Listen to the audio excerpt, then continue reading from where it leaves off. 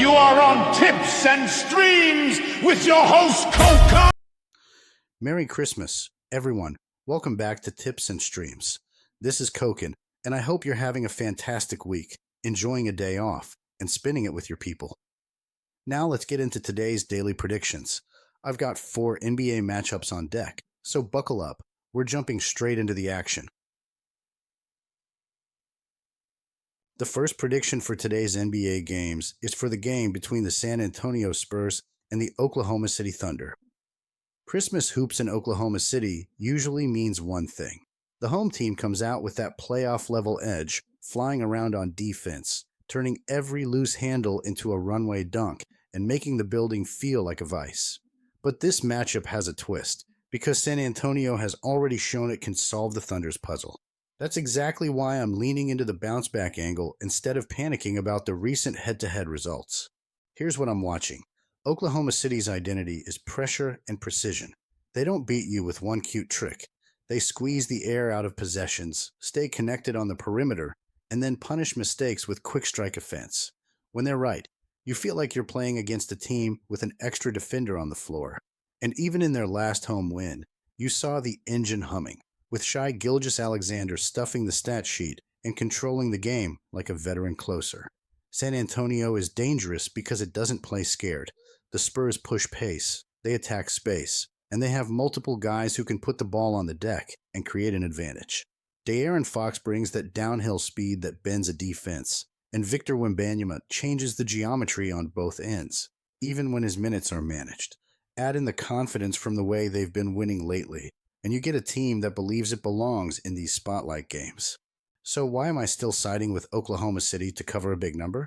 For me, it's the mix of situation and matchup adjustments. This is a revenge spot with real bite.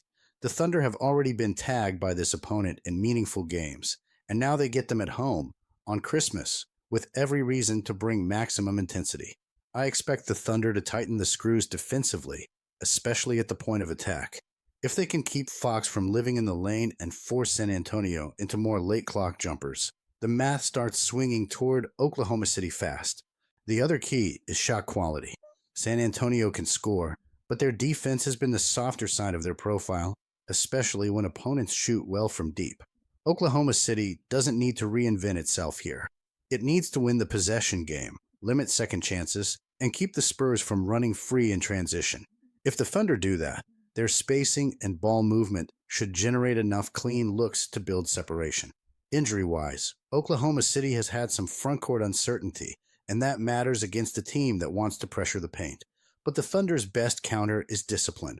Wall up early, gang rebound, and turn every stop into tempo going the other way. I don't need a perfect night. I just need Oklahoma City to play to its standard for 4 quarters in its own building. My prediction is this. I'm riding with the Thunder to win and cover the 8.5-point spread against the Spurs. I respect what San Antonio has done in the series so far, but I believe the Thunder's home intensity, defensive edge, and revenge-focused urgency show up loud on Christmas.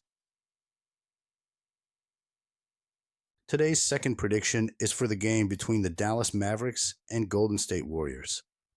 I'm looking at this Dallas Mavericks versus Golden State Warriors matchup like a classic home floor leverage spot, and the numbers in the text keep pulling me in the same direction. Golden State has been a roller coaster all season, but at Chase Center, they've been a different animal, and that matters when I'm laying points. They're sitting at 15 wins and 15 losses, yet they've protected the home court with 9 wins in 13 games. Dallas, meanwhile, has been a road headache in the worst way, with only 3 wins in 13 away games. When I see a team that struggles to travel walking into a building where the host defends, I start leaning towards separation late. The biggest reason I'm siding with Golden State is the defensive backbone. They're holding teams to 112.3 points per game, one of the top defensive marks in the league, and that's the exact profile I want when I'm asking a favorite to win by margin.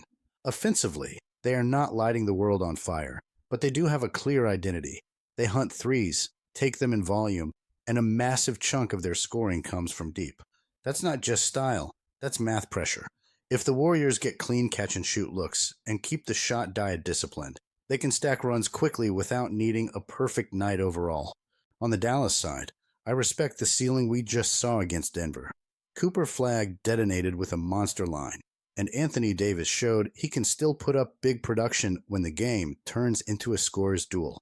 But I'm not betting on the Mavericks repeating a heater, especially when their offense has been shaky most nights and the rotation is banged up. Kyrie Irving, Derek Lively, and Dante Exum being out takes away creation, rim support, and lineup flexibility.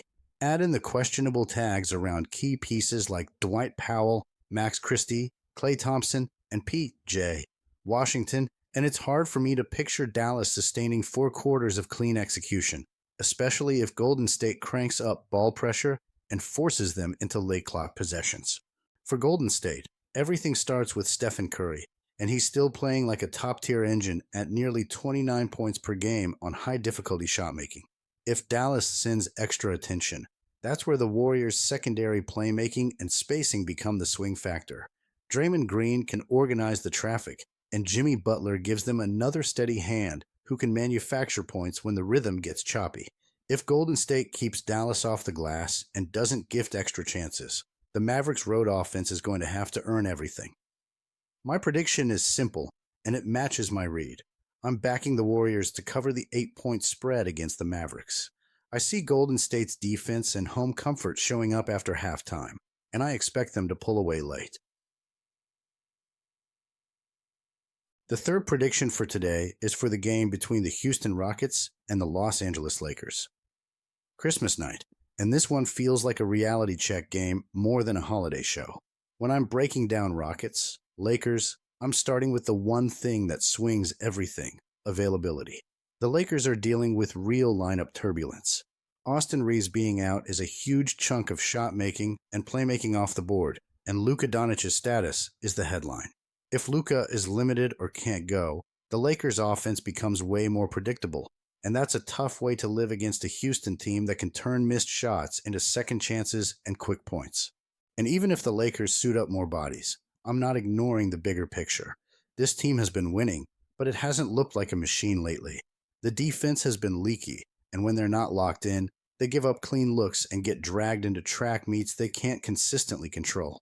LeBron can still bend a game with his IQ and pace changes, but asking him to carry the whole structure on a night when the rotation is shaky is a risky bet.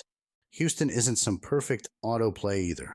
I'm fully aware they've been erratic, and their recent road stretch has been rough. They've dropped games they shouldn't, and they've looked flat away from home at times. But the reason I'm leaning Rockets is that their strengths match up well with what the Lakers are currently struggling with. Houston can score with anybody when their rhythm is right, and they've got real teeth on the glass.